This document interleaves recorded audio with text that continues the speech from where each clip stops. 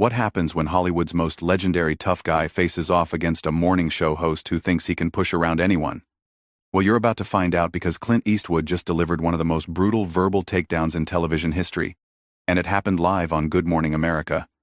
This confrontation was so intense that producers are still trying to figure out how to handle the fallout. Make sure you subscribe and drop a comment, because this story will leave you speechless. The morning started like any other at the Good Morning America studio in Times Square. Clint Eastwood had agreed to appear on the show to promote his latest directorial project, a move that surprised many since the 94-year-old icon rarely does morning television.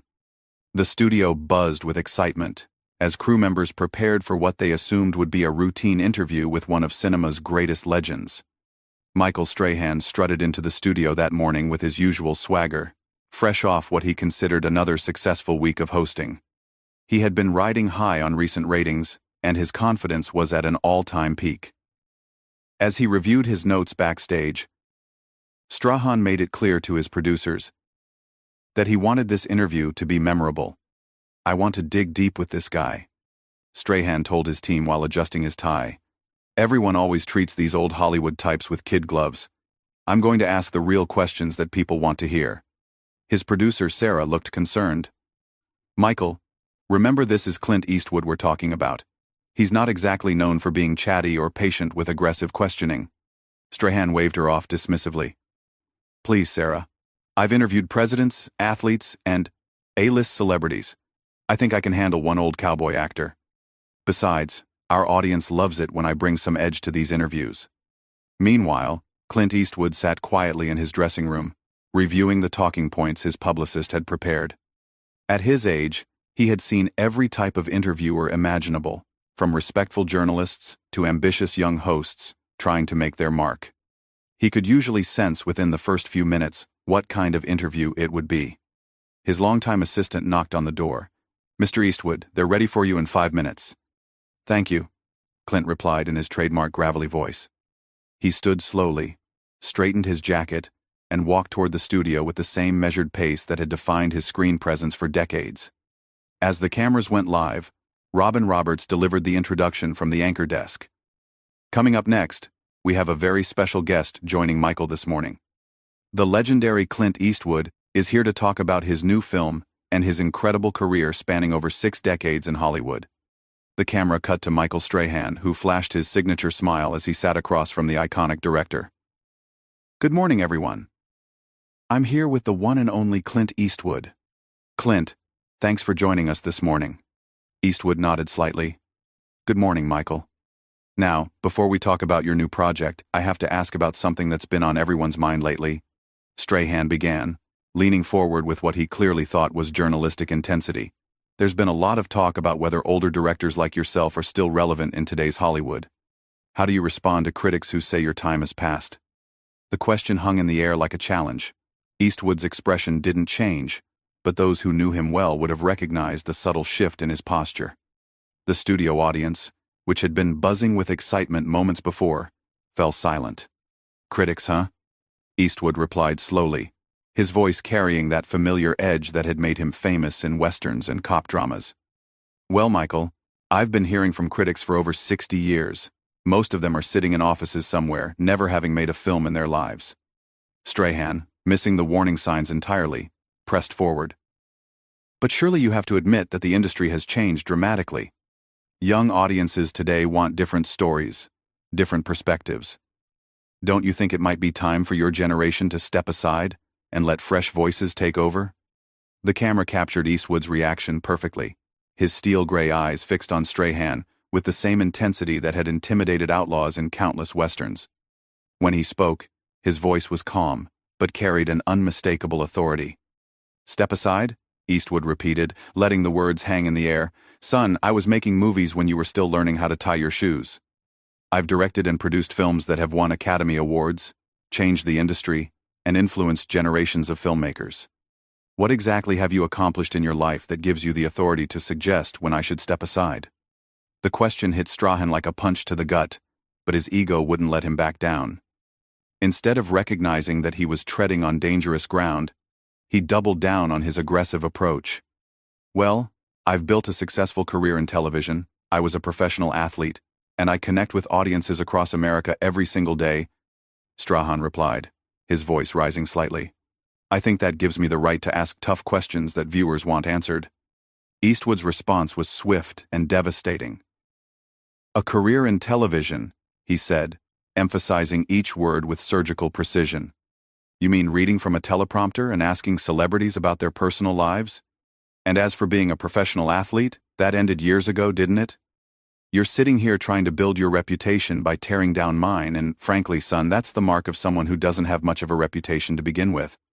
The studio fell completely silent. Even the camera operators seemed to hold their breath as they captured what was quickly becoming one of the most uncomfortable moments in morning television history. Strahan's face flushed red as he realized that his attempt to create a memorable interview was backfiring spectacularly. The tension in the studio was thick enough to cut with a knife, but Michael Strahan was too deep in his own ego to recognize the danger he was in. Instead of backing down from Eastwood's devastating comeback, he made the fatal mistake of trying to recover his authority on live television. Look, Clint, I'm just doing my job here, Strahan said, forcing a smile that looked more like a grimace. The audience wants to know these things. I'm not trying to attack you personally, but let's be honest about the reality of Hollywood today. Eastwood's eyes narrowed to slits. Your job? He repeated, his voice dropping to that menacing whisper that had terrified movie villains for decades. Your job is supposed to be interviewing me about my new film. Instead, you're sitting there like some wannabe Mike Wallace trying to create controversy where none exists. The comparison to the legendary hard-hitting journalist clearly stung Strahan, who shifted uncomfortably in his chair. But rather than take the hint, he decided to escalate further, apparently believing he could somehow win this verbal duel with one of Hollywood's most formidable figures. I think I'm being perfectly reasonable, Strahan protested, his voice getting more defensive by the second. I'm asking the questions that need to be asked. Hollywood has a diversity problem, an age problem, and frankly, a relevance problem when it comes to older white directors. The moment those words left Strahan's mouth, you could practically see the temperature in the studio drop 10 degrees. Eastwood sat back in his chair, and for a moment, the silence was deafening. When he finally spoke, his voice carried the kind of quiet fury that made grown men reconsider their life choices. There it is, Eastwood said slowly, nodding his head as if everything had suddenly become clear. You want to make this about race and age because you don't have the intelligence or the preparation to have an actual conversation about filmmaking. You're sitting there trying to bait me into saying something controversial so you can have your little viral moment. Strahan's composure was cracking, and his voice became sharper and more aggressive. That's not what I'm doing at all. I'm addressing real issues in the industry. These are legitimate concerns that people have. Legitimate concerns? Eastwood's voice rose slightly, the first time he had shown any real emotion. Son, I've been making films since before you were born. I've worked with actors of every race, gender, and background. I've told stories that matter, stories that have stood the test of time. What stories have you told, Michael? What have you contributed to the world besides reading other people's words off a screen? The personal nature of the attack clearly rattled Strahan, who was now visibly sweating under the studio lights. His media training was failing him completely, as he found himself in a verbal boxing match with someone far more experienced and infinitely more clever. I've contributed plenty, Strahan shot back, his professional demeanor finally cracking. I've entertained millions of people, I've inspired young athletes, and I've built multiple successful careers. I don't need to justify myself to you or anyone else. Eastwood leaned forward slightly, and when he spoke, his words cut through the air like a blade. Multiple careers, huh? Let me tell you something about careers, kid. A real career is built on excellence, consistency, and respect from your peers. It's not built on jumping from one thing to another hoping something sticks. Football ended for you because you got old and slow. Now you're in television, and from what I can see, you're not particularly good at that either. The brutality of the assessment left Strahan speechless for several seconds. The camera captured every micro-expression as he struggled to formulate a response that wouldn't make him look even worse. The studio audience was completely silent, witnessing what was quickly becoming a masterclass in how to dismantle someone's ego on live television. That's completely unfair, Strahan finally managed, his voice tight with barely controlled anger. You don't know anything about my work or my accomplishments. I know enough, Eastwood replied with devastating calm. I know that you invited me here supposedly to talk about my film, and instead you've spent the entire time trying to tear me down to build yourself up. That tells me everything I need to know about your character and your professionalism. Backstage, producers were frantically trying to figure out how to salvage the interview. Sarah was speaking rapidly into her headset, trying to get direction from the network executives who were watching the disaster unfold in real time. The social media team was already fielding messages from viewers who couldn't believe what they were witnessing. Strahan, realizing that he was losing control completely, made one last desperate attempt to regain the upper hand. You know what, Clint? Maybe the problem isn't just about age or relevance. Maybe it's about attitude. You come in here with this arrogant, superior attitude, like you're above having to answer real questions. The accusation hung in the air like a death sentence. Eastwood's expression didn't change, but somehow his presence seemed to fill the entire studio. When he spoke, his voice was so quiet that the microphones had to strain to pick it up, but every word carried the weight of absolute authority. Arrogant? Eastwood repeated, shaking his head slowly.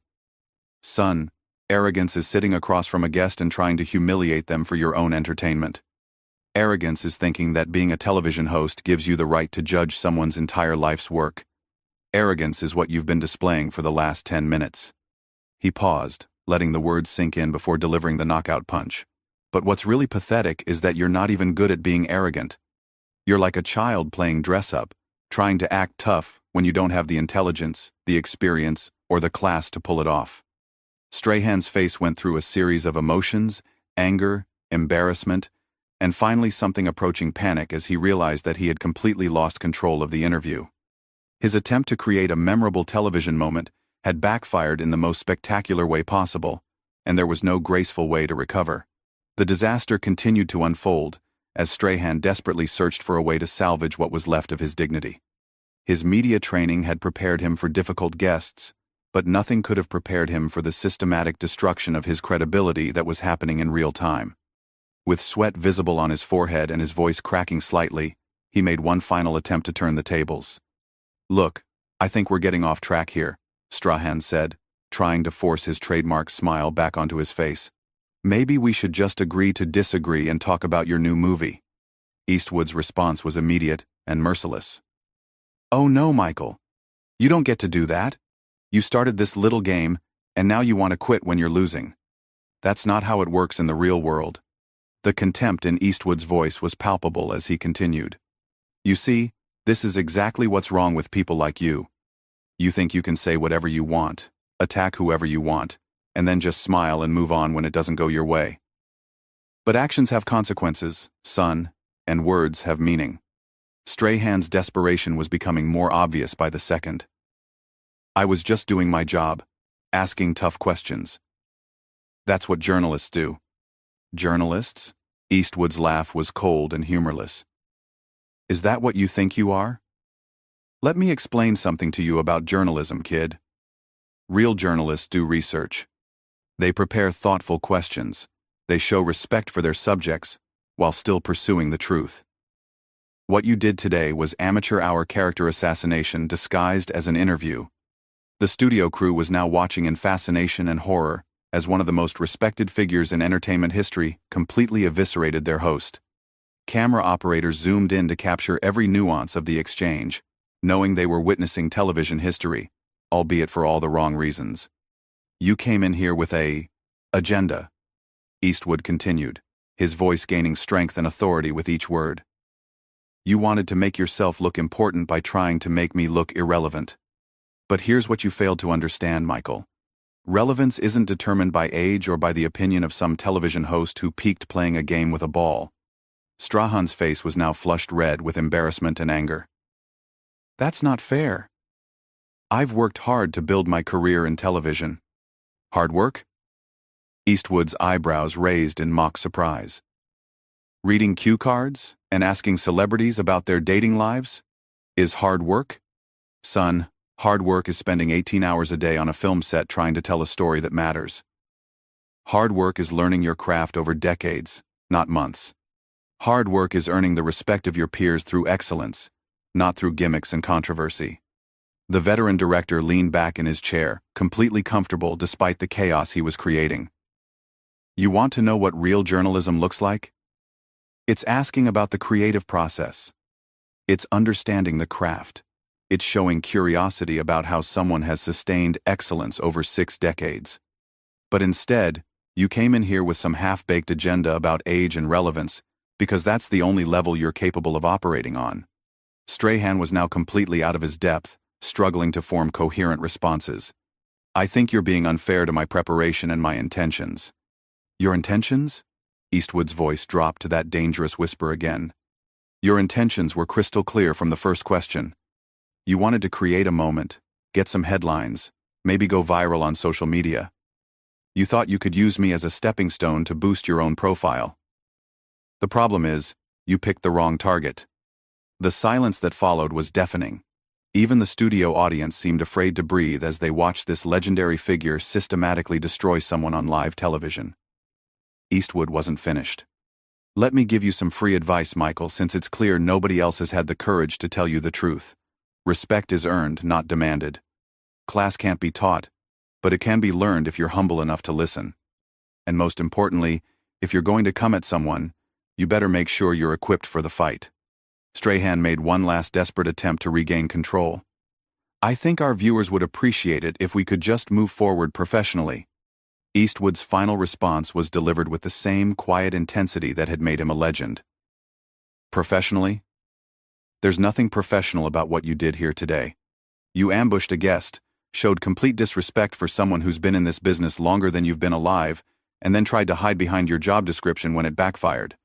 He stood up slowly, his presence somehow making him seem even taller than his actual height. Here's what's going to happen now. I'm going to walk out of here with my dignity intact and my reputation unharmed. You, on the other hand, are going to have to explain to your bosses, your viewers, and yourself why you thought it was a good idea to pick a fight you couldn't win. The camera captured every second as Eastwood removed his microphone with deliberate calm. Good luck with your career, Michael. Based on what I've seen today, you're going to need it. With that devastating final line, Clint Eastwood walked off the set, leaving behind a stunned studio audience, a panicked production crew, and one thoroughly humiliated television host. Strahan sat frozen in his chair, completely speechless, as the cameras continued to roll and captured what would undoubtedly become one of the most talked-about moments in television history. The silence stretched on for what felt like an eternity before someone finally cut to commercial, but the damage was already done. In less than 15 minutes, Michael Strahan had gone from confident television host to viral cautionary tale, while Clint Eastwood had reminded everyone why legends become legends in the first place. This confrontation proves that respect isn't automatically given just because you have a television show, and that some people have earned the right to speak with authority through decades of excellence. What did you think of Eastwood's response? Was he too harsh, or did Strahan get exactly what he deserved? Drop your thoughts in the comments below, and make sure to subscribe for more incredible stories like this one.